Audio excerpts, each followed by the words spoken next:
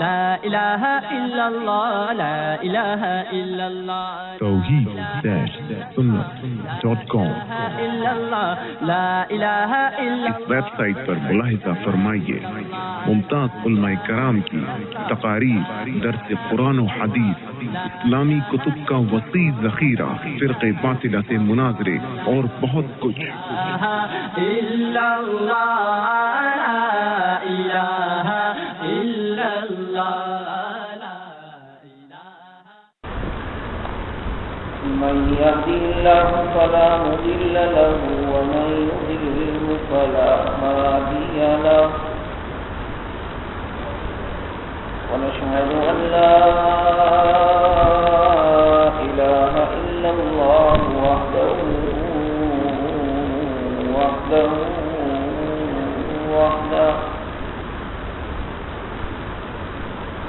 لا شريك له ولا وزير له ولا شفيع له ولا معين له ولا مشير له، ونشهد أن سيدنا وسندنا ومولانا محمدا عبده ورسوله. أما بعد فأعوذ بالله من الشيطان الرجيم. بسم الله الرحمن الرحيم.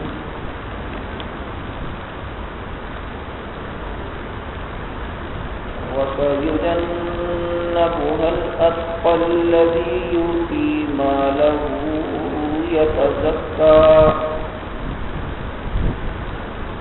وما لأحد عنده من نعمة تجزى إلا ابتغاء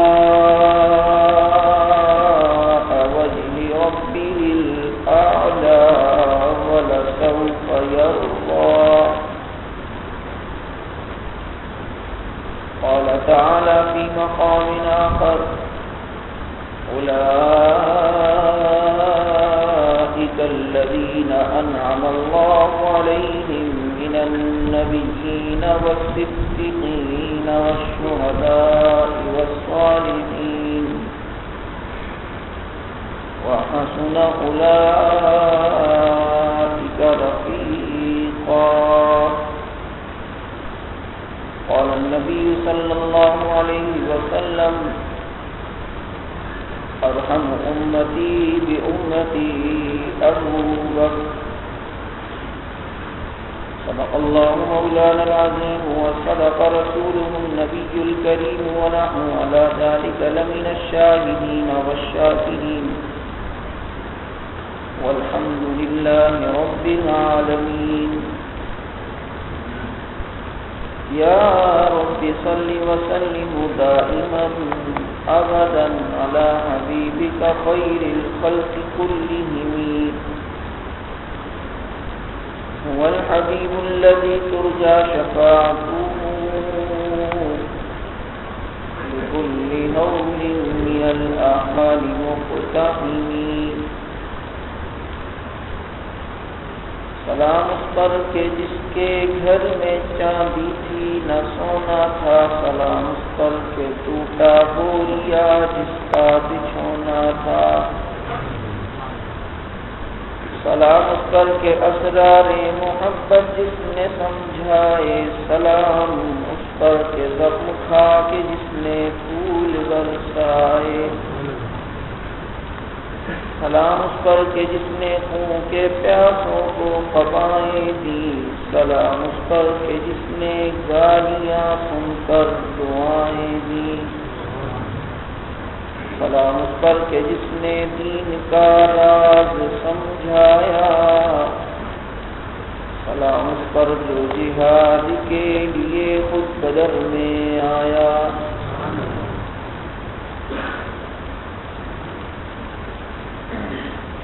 درود پاک. اللهم صل على محمد النبي الأمي وعلى آله وسلم تسليما. قابل الاحترام گرامی قدر سامعین، عزیز ساتھیوں، محترم دوست اور معزز بزرگوں،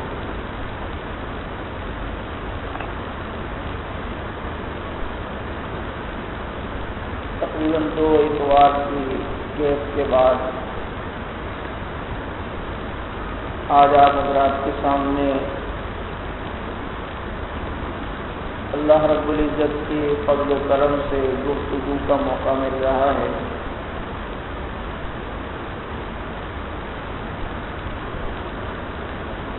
اسلامی لحاظ سے یہ مہینہ جس کا نام جمادی الثانی ہے،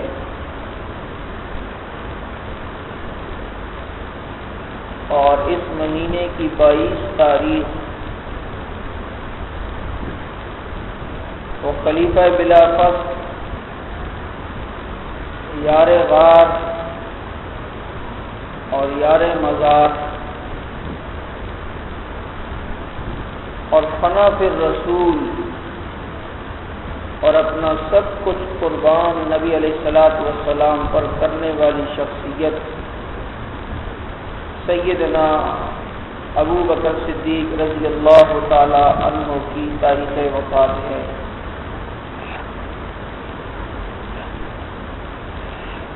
آج مغرب کے بعد 18 جمادی الثانی شروع ہو گئی ہے، اور اس مہینے کی 22 تاریخ عالم اسلام کے اس عظیم محسن کی تاریخ وفات ہے کہ جنہوں نے اسلام کو اس وقت سہارا دیا کہ جس وقت اس دین کی حفاظت اور اس دین کی باغ دوڑ سنبھالنا بہت بڑا دل گردہ مانگتا ہے، اور یہ سب کچھ ان کو اللہ کے نبی کی ہر وقت کی صحبت کی وجہ سے ملا۔ میں نے جمعے میں بھی کہا تھا کہ یہ کہنا آسان ہے، لیکن جن حالات میں سیدنا صدیق اکبر رضی اللہ تعالی عنہ نے نبی علیہ الصلوۃ والسلام کے وفات کے بعد اس امت کو سہارا دیا، حقیقت میں اس وقت کسی کا اس طرح کھڑا ہو جانا جس طرح صدیق اکبر رضی اللہ عنہ کھڑے ہوئے بہت مشکل کام تھا، اور کوئی بات نہ ہو، محبوب کی خدائی کا صدمہ وہ صدمہ ہے کہ انسان جتنی ہمت والا ہو لیکن وہ بھی ہمت ہار جاتا ہے۔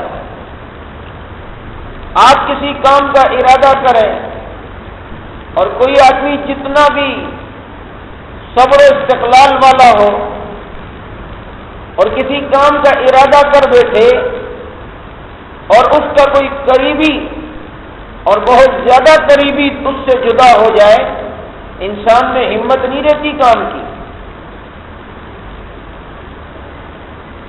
اور محبوب ہو جناب محمد الرسول اللہ صلی اللہ علیہ وسلم جیسا، اور چاہنے والا ہو سیدنا صدیق اکبر جیسا، تو خود اندازہ کر لیجئے کہ آپس کی محبت کیسی، اور ایسی حالات میں کہ جب نبی علیہ الصلوۃ والسلام کا انتقال ہو رہا ہے تو جہاں اتنے فتنے رونما ہوئے، ان تمام فتنوں سے مقابلہ کرنے والی کوئی شخصیت دنیا کے سامنے آئی ہے تو وہ حضرت ابو بکر صدیق رضی اللہ عنہ کی شخصیت ہے۔ اللہ کے نبی سے اتنی محبت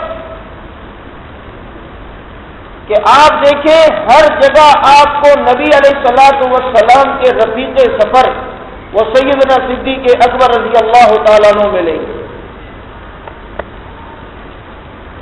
میں نے جمعے میں بھی عرض کیا کہ دوست کے دوست ہوتے ہیں، ہر آدمی کا کوئی قریبی دوست ہوتا ہے، لیکن وہ ہر معاملے میں دوست نہیں ہوتا۔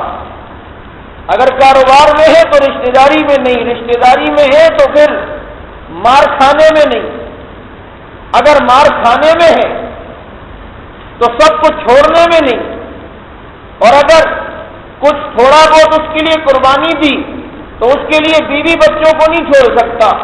لیکن صدیق اکبر رضی اللہ تعالی عنہ صحابہ ہے کہ سارے نبی کو چاہنے والے.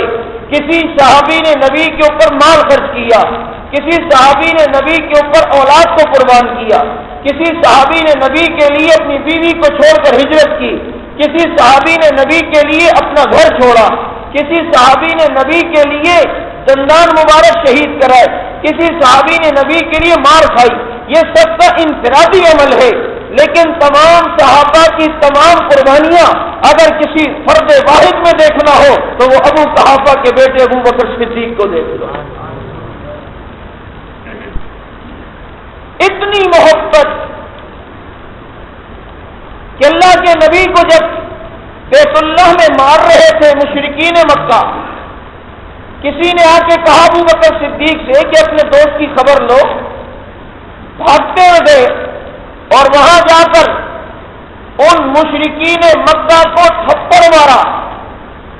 جو اللہ کے نبی پر حملہ کر رہے تھے تو صدیق اکبر رضی اللہ عنہ نے ان کو جو آ کے مارا، وہ تعداد میں زیادہ تھے. صدیق اکبر رضی اللہ عنہ کو بھی مارا، اتنا مارا کہ بے ہوش ہوئے. میں یہاں بتانا چاہتا ہوں کہ صدیق اکبر وہ شخصیت ہے جن کے بہت سے کام ایسے ہیں جو انہوں نے سب سے پہلے کیے ہیں. جس طریقے سے اسلام کی دعوت سب سے پہلے صدیق اکبر نے قبول کی ہے. اللہ کے نبی علیہ الصلوۃ والسلام کو بغیر معجزے اور بغیر دلیل کے سب سے پہلے صدیق اکبر نے قبول کیا. اللہ کے نبی پر اسلام لانے کے بعد اس اسلام کی سب سے پہلی دعوت نبی کے بعد وہ سیدنا صدیق اکبر نے دی ہے. اللہ کے نبی پر سب سے پہلے اپنا مال قربان کرنے والا وہ صدیق اکبر، اللہ کے نبی پر سب سے پہلے ایمان لانے والا وہ صدیق اکبر، اور کافر کو سب سے پہلے اسلام کے لیے تھپڑ مارنے والا وہ صدیق اکبر ہے. جہاد بعد میں حکم میں آیا ہے، کافروں کو قتل کا حکم بعد میں آیا، کافر پہ ہاتھ اٹھانے کا حکم بعد میں آیا. لیکن صدیق اکبر کی یہ خصوصیت ہے کہ بیت اللہ پر جب نبی پر تشدد ہو رہا تھا تو سب سے پہلے اگر کسی کافر کے گال کو کسی اسلام کی خاطر لال کرنے والا اور کسی کافر کی زبان پر تالا ڈالنے والا اور کسی کافر کی گردن کو دبوچنے والا اگر عالم اسلام میں سب سے پہلی شخصیت آپ کو دیکھنی ہو تو وہ سیدنا ابو بکر صدیق کو دیکھ لو. اللہ کے نبی کی خاطر مار کھائی اور بے ہوش ہو گئے. قبیلے والے اٹھا کر لے کر گئے، والدین آگے پیچھے، قبیلے والے آگے پیچھے ہو رہے ہیں، ہوش میں آ جائے. جب ہوش میں آتے ہیں تو پہلی بات یہ پوچھتے ہیں میرے نبی کا کیا حال ہے. ایسی محبت بڑی مشکل ہے مولانا. مولوی صاحب سے کسی دینی لیڈر سے محبت ہوتی ہے، لیکن جب اس کی خاطر احتجاج کرتے ہوئے ڈنڈے لگ جائیں نا پھر پتہ چلتا ہے محبت کا. یہ کسوٹی ہے مار کھانا. اس کے بعد بھی جو ہے تو سمجھو مخلص ہے، ورنہ پھر سمجھو کہ ایسے ہی ہے. صدیق اکبر رضی اللہ تعالیٰ عنہ کی محبت کتنی کہ زبان پر پہلا لفظ یہ ہے کہ میرے نبی کا کیا ہے. گھر والوں نے کہا ٹھیک ہے، کہا ٹھیک تو ہے، جب تک نہیں دیکھوں گا خدا کی قسم نہ ایک لقمہ کھانا کھاؤں گا نہ ایک گھونٹ پانی پیوں گا. اور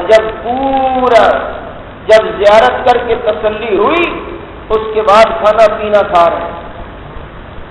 محبت اتنی کہ فنا بالرسول تھے، سب سے زیادہ نبی کی قربت حاصل کرنے والے، سب سے زیادہ نبی علیہ الصلوۃ والسلام پر اپنا سب کچھ لٹانے والے. نبی علیہ السلام اور صحابہ کا مجمع ہے. نبی علیہ السلام نے اپنی 3 پسندیں بتائیں، بعض صحابہ نے اپنی اپنی پسندیں بتائیں، لیکن صدیق اکبر کھڑے ہوتے ہیں تو محبت رسول کو دیکھو. کہتے اللہ کے نبی مجھے بھی 3 چیزیں پسند ہیں، میرا مال و دولت سب آپ پہ قربان ہو جائے یہ مجھے پسند ہے، بس آپ کے چہرے کو دیکھتا رہوں یہ مجھے پسند ہے، میری بیٹی آپ کے نکاح میں آ جائے یہ مجھے پسند ہے. یہ زبانی دعوے نہیں تھے. آپ دیکھیں یہ 3 پسندیں صدیق اکبر کی ہیں، تو ان 3 پسندوں کو اللہ رب العزت نے پسند کر کے صدیق اکبر کی قسمت میں رکھ دیا۔ صدیق کی ایک پسند تھی، اللہ میری یہ پسند ہے کہ میری بیٹی وہ نبی کے نکاح میں آ جائے، مجھے نبی کا داماد، مجھے نبی کا سسر کہا جائے، نبی کو میرا داماد کہا جائے، یہ رشتہ آپس میں ایسا ہو جائے، میری یہ خواہش ہے۔ رب کو یہ خواہش پسند آئی صدیق اکبر کی، اللہ نے صدیق کی اس خواہش کی لاج رکھی، حضرت جبرائیل کے ذریعے پیغام بھیجا کہ اللہ کے نبی کو جا کر بتا دو کہ اللہ نے آسمان پر یہ فیصلہ کیا ہے کہ آپ حضرت عائشہ سے نکاح کر لیجئے، اللہ کا سلام عائشہ کے لیے آ رہا ہے۔ نبی علیہ السلام نے نکاح کیا۔ صدیق کی دوسری پسند کہ اللہ میں اپنا سب کچھ اپنے نبی پہ قربان کر دوں، مال بھی نبی کے لیے، سب کچھ نبی پر لوٹا دوں۔ تو دنیا نے وہ منظر دیکھا کہ 40,000 درہم صدیق اکبر نے نبی کے دامن میں ڈال دیے، اپنی ریشم کی 6 دکانیں صدیق نے نبی پہ قربان کر دی۔ ہجرت کے لیے جو کچھ تھا سب ساتھ لے کر روانہ ہوئے۔ تبوک کے موقع پر اللہ کے نبی نے جب چندے کی درخواست کی، صدیق اکبر نے گھر کی سوئی بھی لا کر اللہ کے نبی کے پہلو میں ڈال دی۔ اپنا سب کچھ صدیق اکبر نے نبی کی جھولی میں ڈالا ہے۔ اور پھر صدیق کی تیسری پسند تھی کہ میں نبی کے چہرے کو دیکھتا رہوں۔ واہ، عرش پہ یہ پسند کیسی پسند آئی ہے رب کو کہ نبی کا دیدار۔ ویسے صدیق ہر جگہ نبی کا دیدار کرتا تھا، ہر جگہ قریب رہ کے کرتے تھے، بدر میں، احد میں، تبوک میں، حنین میں، ہجرت میں، ام معبد کے گھر میں، ابو ایوب انصاری کے گھر میں، ہر جگہ صدیق نبی کا دیدار کرتا ہے۔ لیکن مرشد کا دیدار اگر مرید کو تنہائی میں نصیب ہو جائے تو اس کی قسمت کھلاتی ہے۔ تو رب العزت نے صدیق کے لیے حالات بھی ایسے بنائے، صدیق کے لیے اللہ نے راستے بھی ایسے کھولے۔ غار میں صدیق ہے، صدیق کے ساتھ نبی ہے، ثانیت نہیں اذ ہما فی الغار، ان دونوں کی محبت، ان دونوں کے غار میں رہنا رب العزت قرآن میں بیان کرتے ہیں۔ مرشد کو مرید اتنی گہری نگاہوں سے دیکھ رہا ہے کہ 3 دن صدیق اکبر ٹکٹکی باندھ کر چہرے مصطفیٰ کو دیکھ رہے ہیں۔ رب العزت نے یہ خواہش بھی پوری کر دی کہ میں ساری زندگی نبی کو دیکھتا رہوں۔ ویسے تو ساری زندگی دیکھ رہے تھے، لیکن 3 دن اگر تنہائی میں کسی شخص کو نبی کا دیدار نصیب ہوا ہے تو وہ صدیق اکبر رضی اللہ عنہ۔ یہ بڑی بات ہے مولانا۔ آج آپ کے کوئی شیخ ہو، کسی کے شیخ مولانا یوسف علی جہنی صاحب ہیں، کسی کے مولانا خواجہ خان محمد صاحب دامت برکاتہم العالیہ، آپ کو کبھی کسی عالم سے عقیدت، کسی عالم سے محبت، آپ صرف ہاتھ ملا لینا تو 10 آدمیوں کو بتاتے ہیں جی آج میں نے فلاں مولوی صاحب سے ہاتھ ملایا۔ اور اگر وہ مولوی صاحب تھوڑی دیر آپ سے بات کر لیں تو خوشی سے پھولے نہ سمائیں، اور مولوی صاحب بیان کے بعد جا کے کمرے میں بیٹھ جائیں اور آپ کو تنہائی میں صرف چند سیکنڈ مل جائے تو آپ کہیں گے ایسے حالات میں ملاقات ہوئی ہے کہ بس میں تھے اور میں تھا اور وہ تھے۔ صدیق کی قسمت تو دیکھیے، بس صدیق اور نبی، صدیق اور نبی ہے، چہرہ دل بھر کے صدیق اکبر نے دیکھا۔ یہ صدیق اکبر رضی اللہ تعالی عنہ کی قسمت ہے یا نہیں ہے؟ سیدنا ابو بکر صدیق رضی اللہ تعالی عنہ جو مسلمانوں کے پہلے خلیفہ ہیں، مسلمانوں کے پہلے خلیفہ بلا فصل کون ہے؟ دیکھو آج اگر کوئی ضیاء کو نہیں مانتا مثال کے طور پہ، اور وہ کہ ضیاء صدر نہیں بنا، اس کو ہم صدر نہیں مانتے، لوگ کہیں گے تو مان یا نہ مان، وہ بن کے چلا گیا۔ اور جو بھٹو کو نہیں مانتا وہ کہے گا ہم بھٹو کو صدر نہیں مانتے، آپ کو مانو یا نہ مانو بس بن کے چلا گیا۔ یہ بیوقوف 1400 سال بعد کہہ رہے ہم صدیق کو خلیفہ نہیں مانتے، تیرے جیسے چوڑے چمار کو نہ ماننے سے کیا ہوتا ہے؟ وہ بن کے چلے گئے۔ توحید-سنت.com اور جو اس صدیق کا نہیں وہ نبی کی امت میں نہیں، کیونکہ صدیق نبی کا خلیفہ اور ایک رب کا خلیفہ حضرت آدم علیہ السلام رب کے خلیفہ ہیں یا نہیں؟ اللہ رب العزت نے فرمایا فرشتوں کو کہ میں زمین میں خلیفہ بنانا چاہتا ہوں، اور پھر جب ان کو بنا لیا اللہ نے کہا اس کو میرے خلیفہ مانو، جنہوں نے مانا وہ اللہ کی رحمت میں رہے، اور جنہوں نے نہیں مانا فخرج فإنک رجیم، اللہ نے کہا یہاں سے نکل جا، یہاں سے نکل جا، تو نے میرے خلیفہ کا انکار کیا۔ شیطان کو راندہ درگاہ کیا گیا، رجیم کہا گیا، اسے لعین کہا گیا، اسے اللہ نے اپنی رحمت سے نکال دیا کیونکہ اس نے اللہ کے خلیفہ کا انکار کیا۔ یہ اللہ کے خلیفہ کا انکار جو شیطان نے کیا اس کا نام شین سے آتا ہے اور وہ پکا شیطان ہے۔ توجہ کر، میرے نبی نے ابو بکر صدیق کو ایک دن کھڑا کیا اور کہا جس کو میری امت میں آنا ہو وہ میرے ابو بکر کے پیچھے آ جائے۔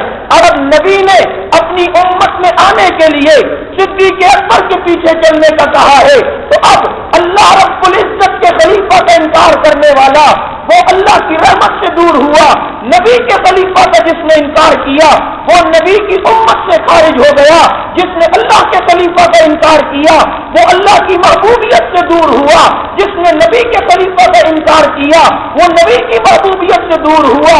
اس شیطان کو جس نے اللہ کے خلیفہ کا انکار کیا اسے بھی حکم ہے فخرج فإنک رجیم، اسے بھی حکم ہے فخرج فإنک رجیم۔ اللہ کے خلیفہ کا انکار کرنے والا اس کا نام بھی شین سے آتا ہے، نبی کے خلیفہ کا انکار کرنے والا اس کا نام بھی شین سے آتا ہے۔ اللہ کے خلیفہ کا انکار کرنے والا بھی عمر کو دیکھ کے بھاگتا ہے، اور نبی کے خلیفہ کا انکار کرنے والا بھی عمر کے نام کو دیکھ کے بھاگتا ہے۔ بھاگتا ہے یا نہیں بھاگتا؟ صدیق اکبر رضی اللہ تعالیٰ کا کوئی ثانی نہیں، یہ تو وہ ہے کہ عمر جیسا انسان کبھی کبھی کہہ دیا کرتے تھے ابو بکر صدیق رضی اللہ عنہ سے، ایسا کرتے ہیں ایک معاہدہ کرتے ہیں میں اپنی زندگی کی ساری نیکیاں آپ کو دے رہا ہوں، ساری نیکیاں، لیکن جو ہجرت میں 3 دن آپ اکیلے نبی کے ساتھ تھے وہ ثواب مجھے دے دو۔ عمر یہ تو قسمت کی بات ہے، تم 3 دن مانگتے ہو، میں اس رات کا ایک لمحہ کسی کو نہیں دے سکتا۔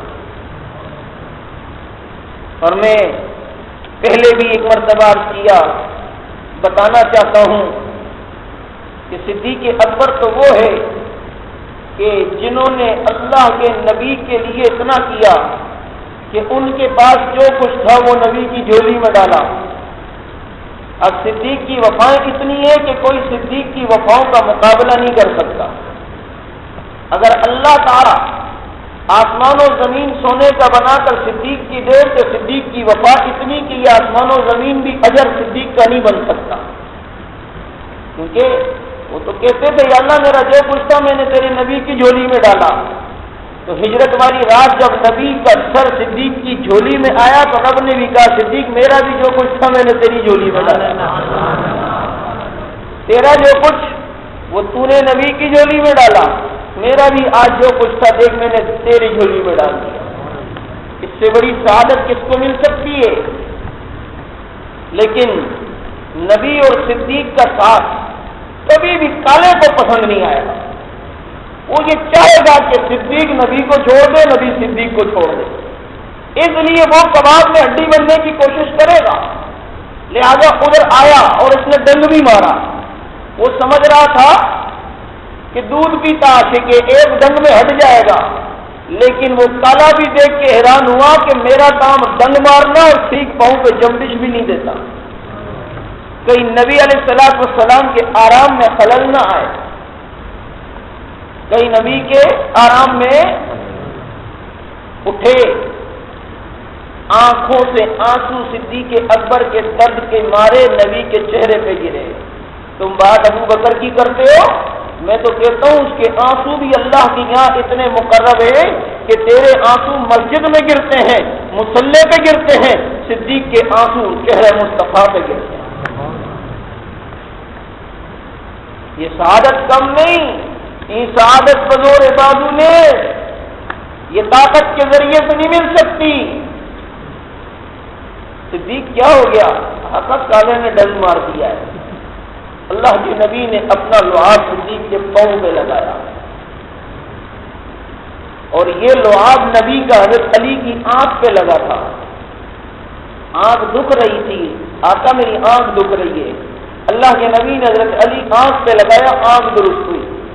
صدیق اکبر کے پاؤں پہ لگایا، بتا دیا کہ معزز وہ بھی ہے جس کی آنکھ پہ نبوت کا لعاب لگ رہا ہے اور معزز وہ بھی ہے جس کے پاؤں پہ نبی کا لعاب لگ رہا ہے. گہرائی کو سمجھ نہیں رہے ہو؟ کاش آپ میری بات کو خود سمجھ جاتے کہ فرق تو اس دن ہو گیا تھا جس دن ہجرت ہو رہی ہے. فرق تو وہ کہتے ہیں نا تمادم مسکل اندر علی دا پہلا نمبر، جو بولے کالا بندر. اس کو مبارک ہو ہندوؤں کا مندر. بابا حضرت علی رضی اللہ تعالیٰ عنہ ہمارے سر کے تاج ہیں. جیسے صدیق کے منکر کو ہم کافر سمجھتے ہیں، ایسے علی کے منکر کو بھی ہم کافر سمجھتے ہیں. لیکن فرق ہوتا ہے، جو مقام اللہ نے ابو بکر صدیق رضی اللہ عنہ کو دیا وہ خدا کی قسم عمر کو نہیں ملا، وہ مقام عثمان کو نہیں ملا. اس لیے ہم مسلمانوں کی بات ہے کہ دمادم مست کلندر کس کا پہلا نمبر.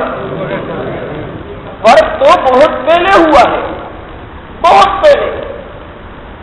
اور ہجرت والی رات تو فرق بالکل واضح ہو گیا کہ جب ہجرت ہو رہی ہے اور چاروں طرف سے نبی علیہ السلام کو گھیرے دیا ہے تو نبی علیہ السلام نے دیکھا کہ گھیرے میں آ گئے. حضرت علی سے فرمایا میری امانتیں رکھو اور میں جا رہا ہوں. اور مٹی پہ پھونک مار کے پھینکی تو جتنے کافر باہر تھے جن کو نبی علیہ السلام نے جن کی طرف مٹی پھینکی اور حضرت علی سے فرمایا تھا تم یہیں رہنا اور میں جاتا ہوں، میری چادر اوڑھ کے سو جاؤ تاکہ یہ جو کافر ہے نا یہ تجھے نبی سمجھتے ہیں، یہ نہیں پکے کافر علی جو تجھے نبی سمجھ رہے ہیں. آگے تو نبی نہیں ہے، تو علی ہے، لیکن یہ کافر ہے جو تجھے نبی سمجھتے رہیں گے. اب تو یہاں ہو. اور اللہ کے نبی وہاں سے نکلے. علی میری امانت تیرے پاس. جاتے جاتے علی نے پوچھ لیا آپ تو اللہ کی امانت آپ کہاں؟ فرمایا میری امانت تو تیرے پاس، میں خدا کی امانت میں صدیق کے پاس. فرق پتہ چلے نا. اور نکلے، ڈر کے نکلے یا حکمت سے نکلے؟ بولو، ڈر کے نکلے یا حکمت سے نکلے؟ نکلنا نبی کی بہادری کے خلاف تو نہیں نا، دلیری کے خلاف تو نہیں نا. تو پلٹ کے جھپٹنا، جھپٹ کے پلٹنا، لہو گرم رکھنے کا ہے ایک بہانہ. تو اللہ کے نبی نکلے ہیں. اگر 14ویں صدی میں کسی نے یہ سنت پوری کی ہے، محاصرے سے نکلنے کی کوشش کی ہے، تو 14ویں صدی میں لال مسجد میں غازی عبدالعزیز نے کی ہے. بڑی تکلیف ہوئی لوگوں کو. اللہ کے نبی بھی چادر ڈال کے جا رہے ہیں، اللہ کے نبی بھی چادر ڈال کے جا رہے ہیں، ظالموں سے نکل کے جا رہے ہیں اور محاصرے میں ہیں. جا رہے ہیں آنے کے لیے، جا رہے ہیں بھاگنے کے لیے نہیں، بلکہ جائیں گے اور جا کر ایسے افراد تیار کریں گے پھر دوبارہ حملہ ہوگا. وہ بھی اس لیے نکلا جا کر کمک لائی جائے، کسی انداز میں بھی نکلا، لیکن نکلنا کسی کافر کے ڈر سے نہیں ہوا کرتا، بلکہ وہ حکمت سے ہوتا ہے، وہ مصلحت کا تقاضا ہے. ان پر اعتراض کرنے والوں ہجرت کی رات کو کیا کہو گے؟ بڑی تکلیف ہوئی لوگوں کو. ہم نے تو الحمدللہ جس دن یہ واقعہ ہوا اسی دن میرا کہیں بیان تھا، بیمار بھی تھا، اس کے باوجود میں گیا تاکہ لوگوں کا ذہن یہ صاف کر دیا جائے کہ یہ سب کچھ جو ہو رہا ہے خدا کی قسم میرے نبی کی سنت پوری ہو رہی ہے. ہو رہی ہے نہیں ہوئی ہے؟ اب بتاؤ نبی کا مشن رکا؟ ان کا بھی مشن رکا؟ تم نے ایک جامع حفصہ کو شہید کیا، اب اسلام آباد کے اندر جامع اقصی کی 17 شاخیں بن چکی ہیں۔ کیا سمجھتے ہو؟ تم نے ایک لال مسجد ختم کی، سینکڑوں لال مسجدیں بن گئی، اور تو یہ بھی لال بن رہی ہے۔ اللہ عمل والی بنا دے، خصیوں والی لال نہ ہو۔ اس لال مسجد کے اندر بہت بڑا پیغام ہوتا ہے کہ یہ مسجد لال لال خون مانگتی ہے، یہ اپنی دفاع اور اپنی حفاظت میں لال لہو مانگا کرتی ہے۔ بہرحال صدیق اکبر رضی اللہ تعالیٰ عنہ ہمارے خلیفہ بلا فصل، یعنی نبی کا بلا فصل جو خلیفہ ہے وہ کون؟ بلا فصل کہتے ہیں جو بغیر فاصلے کے۔ علامہ ضیاء الرحمن فاروقی شہید رحمہ اللہ فرماتے تھے تم بلا فصل کا ترجمہ کرتے ہو کہ صدیق بلا فاصلے کے نبی کا خلیفہ، اور وہ کہتے تھے کہ میں ترجمہ کرتا ہوں صدیق بلا فیصلے کے خلیفہ۔ سب نے بغیر کسی ہیل حجت کے اگر نبی کے بعد کسی کو خلیفہ مانا ہے تو ابوبکر صدیق ہے۔ علی نے نبی کو، حضرت ابوبکر صدیق کو خلیفہ مانا یا نہیں؟ جبھی تو 2.5 سال نمازیں پڑھی ہیں پیچھے، جبھی تو حضرت فاطمہ کا جنازہ رکھا ہے، اور علی جو ہے وہ جنازہ پڑھانے کے لیے ابوبکر کو آگے کھڑے کرتا ہے۔ امیر المومنین جنازہ آپ پڑھائیے، بیوی اگرچہ میری ہے لیکن میں نے نبی سے سنا ہے جس قوم میں ابو بکر ہو وہاں کوئی اور مصلی امامت پہ نہیں آ سکتا۔ بلا فصل خلیفہ کون؟ ابو بکر صدیق رضی اللہ تعالیٰ عنہ۔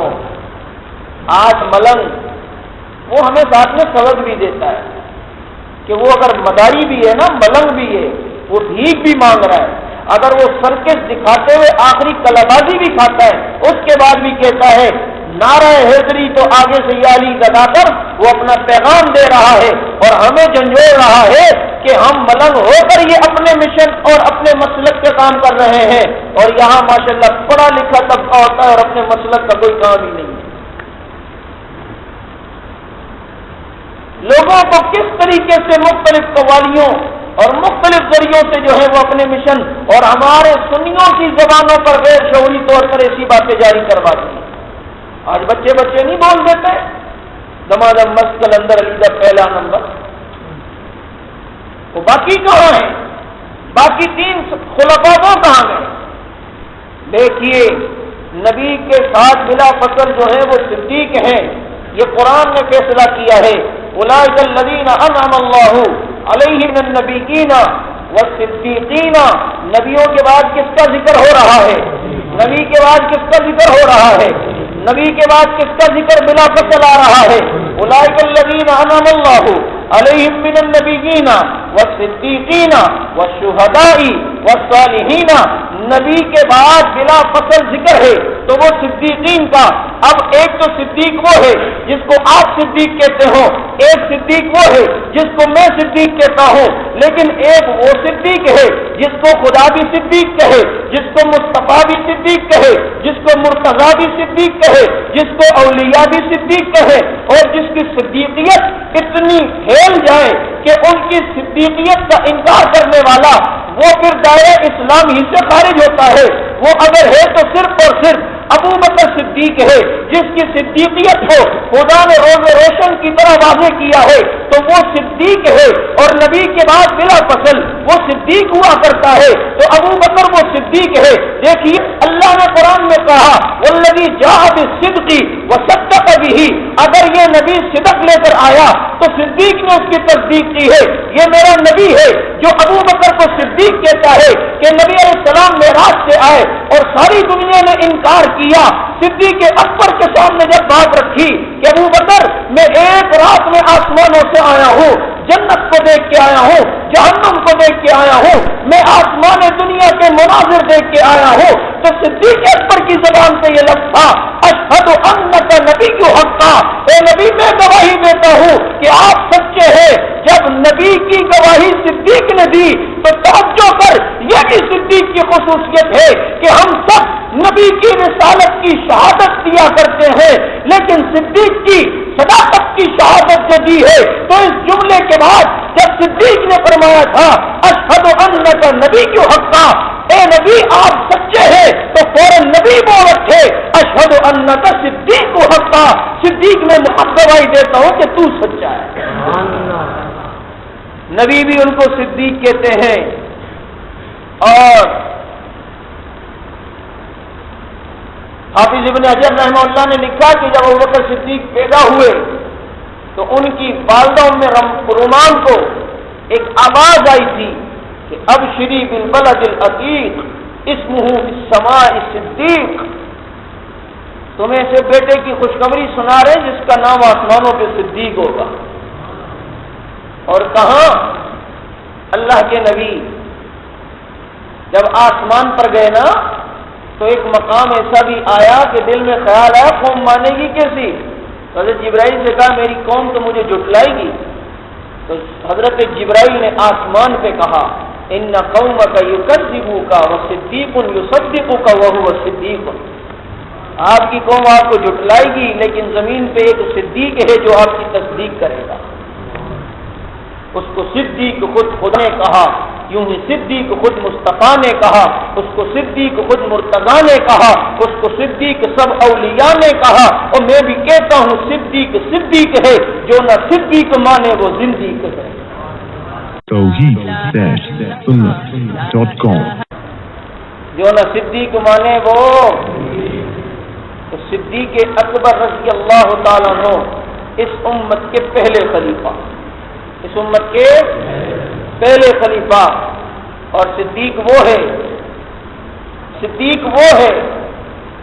کہ مال خرچ کرتا ہے تو اس کے مال کی قبولیت کا اعلان رب کرتا ہے۔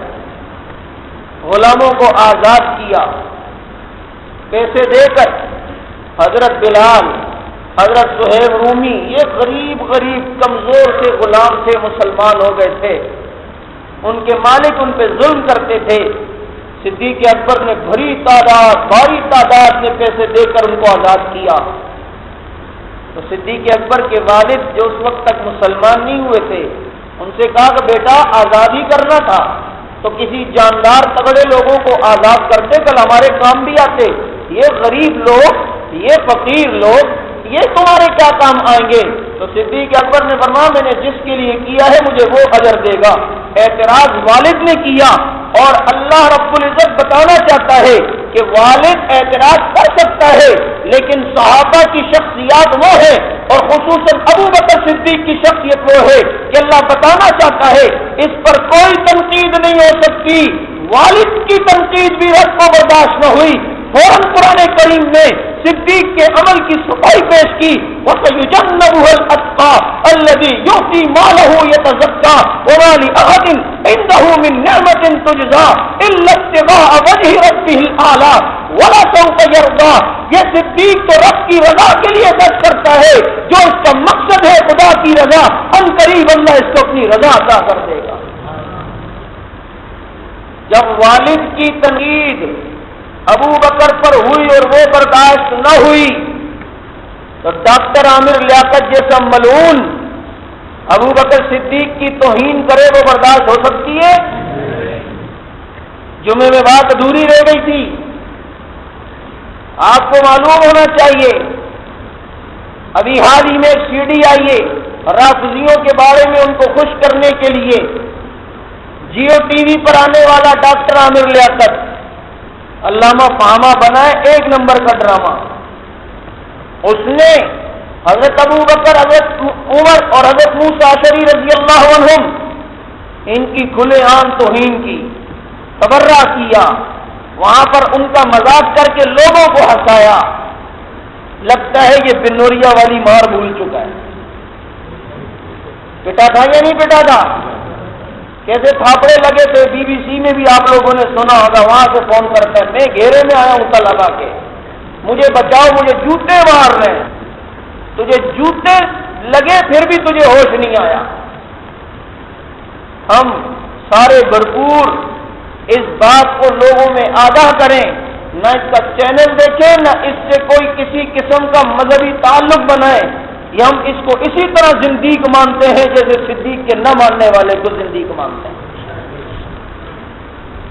ملک کے اندر پتہ نہیں کیا بات ہے. ایک صحابہ کرام رضوان اللہ علیہم اجمعین کی شخصیات ہی لاوارث ہیں. میں اگر یہاں بیٹھ کر جمعے میں قائد اعظم پر تھوڑی سی توہین کر دوں نا، مجھ پہ فوراً مقدمہ بنے گا. میں علامہ اقبال کی توہین کر دوں، مجھ پہ فوراً مقدمہ بنے گا. اور ابھی تو ماشاءاللہ زبردست پاک باز اور اچھے لوگوں کی حکومت ہے. اگر میں بی بی کے بارے میں کچھ کہہ دوں نا تو دیکھو پھر کیا ہوگا. لیکن صحابہ کو کوئی بھی کچھ کہے، 3 ٹائم روزانہ مائک میں اشہد ان علی ولی اللہ و وصی رسول اللہ یہ نعرہ لگا کر 3 صحابہ کا انکار کھلے عام مائکوں میں ہو رہا ہے. کسی کو کوئی پرواہ نہیں. سارے قائد اعظم، سارے اقبال، ساری بے نظیر، خدا کی قسم صدیق کے پاؤں کی جوتی پہ قربان. 22 جمادی الثانی ان کا تاریخ وفات ہے. اس تاریخ کو سرکاری سطح پر منانا چاہیے یا نہیں منانا چاہیے؟ 22 جمادی الثانی خلیفہ اول کہتے ہیں کہ جی اتنی چھٹیاں ہو جاتی ہیں، ملک کو نقصان ہے، تم 1 مئی کو شگاگو میں مرنے والے غیر مسلم مزدوروں کی چھٹی کرو. کل 21 جون ہے بی بی صاحبہ کی سالگرہ پر کہ جی اس کی سالگرہ، اب سالگرہ منا رہے ہو تو پوری گر گئی ہے، اس کے اوپر تم چھٹی دے دو. روافض کو خوش کرنے کے لیے 9 اور 10 محرم کی چھٹی دے دو. تمہارے کرکٹ کا فائنل میچ آ رہا ہو تم چھٹی دے دو. اس وقت تمہیں ملک کی اقتصادیات اور معیشت کے کوئی فکر نہیں. اگر فکر ہے تو خلفائے صلاح کی فکر ہے، ان کے دن خلفائے راشدین کے ایام پہ چھٹی منانے پہ فکر ہے. ہمارا یہ مطالبہ ہے کہ ساری چھٹیاں بند کرو. اگر وہ برقرار ہے تو خلفائے راشدین اس کے زیادہ مستحق ہیں کہ ان کا تعارف لوگوں کے درمیان زیادہ کیا جائے. ہونا چاہیے یا نہیں؟ 1 محرم کو حضرت عمر رضی اللہ تعالیٰ عنہ کی تاریخ شہادت تھی. امت اخبار میں اتنی ایسی بات اتنا تھا، 1 محرم کو دیکھ لو، اتنا سا حضرت عمر رضی اللہ عنہ کے بارے میں آیا. میں نے فون کیا، فون کر کے میں نے کہا بھی 10 محرم آنے والا ہے، کسی کو خوش کرنے کے لیے تم پورے رنگین صفوں کو بھرو گے. اور حضرت عمر کے بارے میں اتنا تھا. ہماری میڈیا بھی بے حس ہے، وہ بھی دیکھتی ہے جس کروٹ میں اونٹ ہے تو اسی کروٹ پہ جو ہے وہ سارے کام کرتی ہے. آپ اگر اسکول میں پڑھاتے ہیں تو اسکول کے اندر بچوں میں 22 جمادی الثانی کو سیدنا ابوبکر صدیق رضی اللہ تعالی عنہ کے حالات بتائیں. آپ اگر اسپتال میں ہیں یا کسی بھی محکمے میں ہیں، وہاں ان خلفائے راشدین کے بارے میں لوگوں کو آگاہی دیں، ان کو ان کا مقام بتائیں. آج افسوس کی بات ہے کہ ہم اپنے اسکول میں طلباء سے ہی آپ پوچھ لیں، طلباء کو چھوڑے اسکول کے ٹیچر سے پوچھ لو جو اسلامیات پڑھا رہا ہو کہ ابوبکر صدیق کا نام کیا ہے، شاید انگلی پہ گنے چنے لوگ ہوں جو ابوبکر صدیق کا نام بتا سکیں. ابوبکر تو ان کا نام نہیں تھا، صدیق اکبر تو ان کا نام نہیں تھا. ابوبکر تو کنیت تھی، صدیق تو لقب تھا. نام ان کا عبداللہ تھا، نام، اور ان کو اللہ نے کنیت سے مشہور کیا. حضرت ابوبکر صدیق کو کس سے؟ کنیت سے مشہور کیا. ابو بکر، جیسے نبی علیہ السلام کی کنیت ابو القاسم، صدیق اکبر کی کنیت ابو بکر. اور میں نے کل پرسوں ایک جگہ بیان میں بات کہی کہ یہ خصوصیت ہے کہ اللہ رب العزت نے صدیق اکبر کو کنیت سے مشہور کیا، باقی 3 صحابہ 3 خلفاء کو ناموں سے مشہور کیا. ابو بکر، عمر، عثمان، علی، یہ تینوں صحابہ نام سے مشہور ہوئے. ابو بکر وہ چونکہ تمام صحابہ میں سب سے بڑے اور دین کو سب سے پہلا سہارا دینے والا وہ ابو بکر تھا، ان کو اللہ نے کنیت سے مشہور کیا ہے. یہ 4 خلفاء تھے تو اللہ نے اس امت کے اندر 4 فقہا بھی پیدا کیے، 4 مسالک بھی پیدا کیے ہیں. وہ 4 خلفاء تھے، یہ 4 فقہا ہیں. ان کو اللہ نے خلافت دی، ان کو اللہ نے فقاہت دی، ان کو بھی دین کی سمجھ ملی، ان کو بھی دین کی سمجھ ملی. وہ 4 خلیفہ، ان میں جو سب سے بڑا خلیفہ ہے وہ کنیت سے مشہور ہوتا ہے، باقی 3 خلفاء وہ نام سے مشہور ہوتے ہیں. فقہا میں بھی اللہ نے 4 فقہا بنائے، 4 ائمہ بڑے درجے کے بنائے. ایک ابو حنیفہ ہے, ایک امام شافعی ہے, ایک امام مالک ہے, ایک امام بن حنبل ہے. وہاں خلفاء میں جو سب سے بڑا خلیفہ, اس کو بھی اللہ نے کنیت سے مشہور کیا. ادھر فقہاء میں بھی جو سب سے بڑا فقیہ, اللہ نے اس کو بھی کنیت سے مشہور کیا یا نہیں کیا؟ وہ ابو بکر تو یہ ابو حنیفہ. ابو بکر کہتے ہیں کہ جس نے نبی کے دین کو سب سے پہلے سہارا دیا ہو اسے ابو بکر کہتے ہیں, اور ابو حنیفہ اس کو کہتے ہیں جس نے نبی کا دین کتاب و شکل میں سب سے پہلے مدون کیا ہو اسے ابو حنیفہ کہتے ہیں. یہ بھی سمجھ والوں کے لیے ہے, یہ بھی سمجھنے والوں کے لیے ہے. تو ہمارے خلفاء کتنے ہیں؟ سب سے پہلا نمبر کس کا؟ دوسرا نمبر, تیسرا نمبر, چوتھا نمبر. یہ ترتیب بھولو گے تو نہیں, یاد رکھو گے. اور جو اس ترتیب کو آگے پیچھے کرے نا اس کو ذرا ڈنڈے لگا کے سکھاؤ. جیسے بچوں کو گنتی یاد نہیں ہوتی نا, تو اسکول ٹیچر یا بڑے جو ہوتے ہیں ان کو ڈنڈے سو لگا کر چپلیں مار کے بتاتے ہیں بابا غلط ترتیب کر رہے ہو. تو جو اس ترتیب سے جو 1400 سال میں امت کی ترتیب رہی ہے, جو اس ترتیب سے بھی ادھر ادھر ہونے کی کوشش کرے اس کو بھی ایسے جوتے لگاؤ جیسے جامعہ بنوریا میں ڈاکٹر عامر لیاقت کو لگے تھے. اور انشاءاللہ اللہ کی توفیق رہی تو اللہ کی طرف سے انشاءاللہ اس کو اور جوتے بھی لگیں گے. یہ بات نہیں آیا ہے. چھوٹی چھوٹی سی داڑھی رکھ کر میڈیا کے سامنے بیٹھ کے سمجھتے ہیں کہ ہم بہت بڑے پارسا بن گئے. صدیق کو نہ مانا تو تو جتنا بڑا پارسا دنیا کے نزدیک بن, ہمارے نزدیک صدیق کو نہ ماننے والا وہ زندیق ہے. اس لیے ہم ہر اردا گرد یہ 22 جمادی ثانی جمعے کو آ رہی ہے, اپنی اپنی مساجد کے ائمہ کو بھی بتائیں کہ جی آنے والا جمعہ 22 جمادی ثانی اتفاق ہے, تو اس میں سیدنا ابو بکر صدیق رضی اللہ تعالیٰ عنہ کا تعارف لوگوں سامنے کرائیں. آپ کے کہنے کی وجہ سے آپ کے امام صاحب نے جمعے میں بتایا 500-600 ہزار کا مجمع ہوا, سب کو صحابہ کی محبت دل میں آئی, انشاءاللہ سارا ثواب آپ کو ملے گا. اللہ تعالیٰ عمل کی توفیق نصیب فرمائے. وما علینا الا البلاغ المبین. آئندہ اتوار انشاءاللہ یہاں درس ہوگا. جو میں نے جمعے میں اعلان کیا تھا وہ اس جمعے کو یہاں نہیں ہوگا, لیکن اتوار کو انشاءاللہ یہاں پر اتوار کا درس ہوگا. سبحانک اللہم وبحمدک نشہد ان لا الہ الا اللہ نستغفرک ونتوب الیک. اللہم صل علی محمد النبی الأمی وعلی آلہ وسلم تسلیما. اللہم ارنا الحق حقا وارزقنا اتباعه وارنا الباطل باطلا وارزقنا اجتنابه. یا حی یا قیوم برحمتک نستغیث. اللهم إنا نسألك العفو والعافية في الدنيا والآخرة. اللهم إنا نسألك الهدى والتقى والعفاف والغنى. اللهم انصر وللإسلام والمسلمين. اللهم أيد الإسلام والمسلمين. اللهم انصر من نصر دين محمد صلى الله عليه وسلم واجعلنا منهم. اللهم صل على محمد النبي الأمي وعلى آله وسلم تسليما. سبحان ربك رب العزة عما يصفون وسلام على المرسلين.